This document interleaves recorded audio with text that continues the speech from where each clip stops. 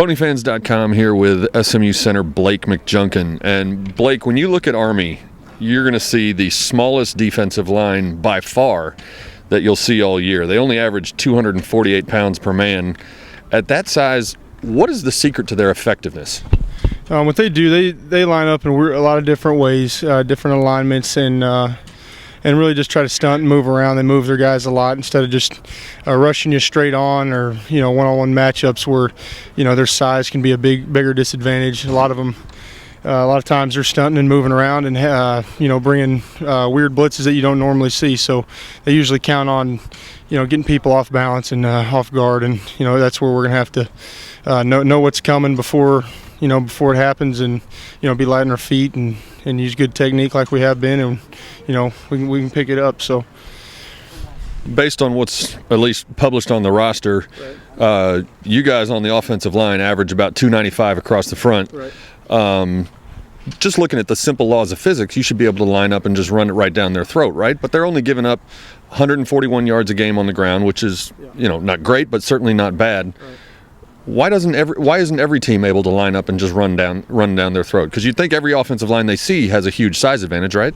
Well, you'd think so, but a lot of guys that are lighter in the tail and not as big like these guys are, they're quicker and they're faster and good athletes. So these kids are going to really fight real hard, and in the run game, again, they're moving and stunting and slanting. They know people's formations, and they do a good. They got great coaches to get them prepared and ready to play. So they're going to know what we're going to be trying to do, and they're going to have a plan to try to stop it. So it's going to be us, just the same every week that we've had to do. We come to play and really play hard and be on top of our game mentally, because physically, you pointed it out. We match up well against them, but it's going to be how well we can pick them up blitz-wise.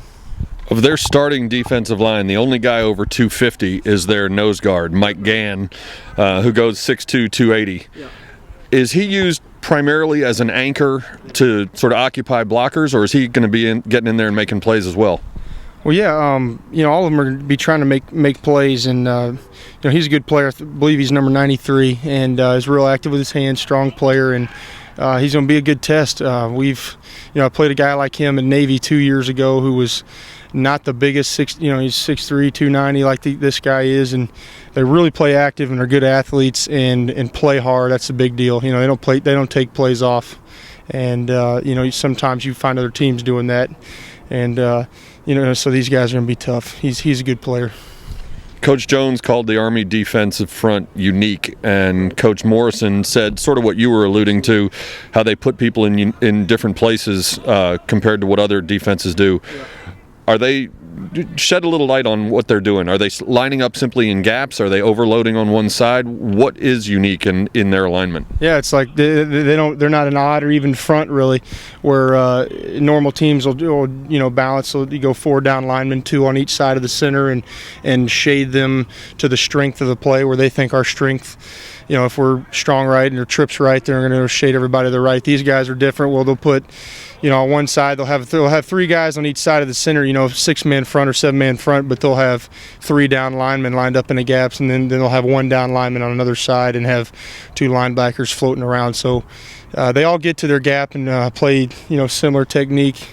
Gap schemes like a lot of defenses do, but they just line them up 3 guys, 3 down linemen, and on the other side they'll just be 2 backers and 1 lineman. So their top 2 tacklers are linebackers. Their middle linebacker, Steven Anderson, has 94, and Steve Erzinger has 71. How much of that is a result of them just being very talented, very smart players, and how much is a result of the scheme being designed to sort of funnel plays toward those guys?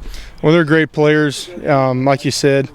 In scheme, I think a lot of schemes, linebackers, you got to have linebackers that can tackle, and they're certainly no different.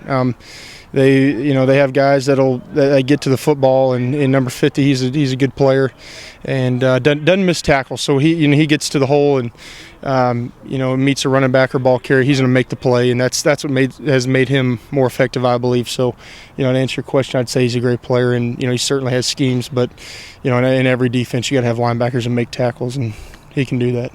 Studying the film, who jumps out the most at you? Who's most impressive in their front seven when you study these guys? Well, they all play hard, but I like 50 and 93, like the guys we talked about. 93 is a good D lineman. Their biggest guy plays hard, and number 50 just got a knack for the ball. And he missed last year with the knee injury, and I got to watch the Army Navy game live, not just tapes, and just making plays, stripping balls, covering, getting on fumbles, and he's just around the football making plays. So he's going to be, he just plays hard and he's hungry. So he's a great player.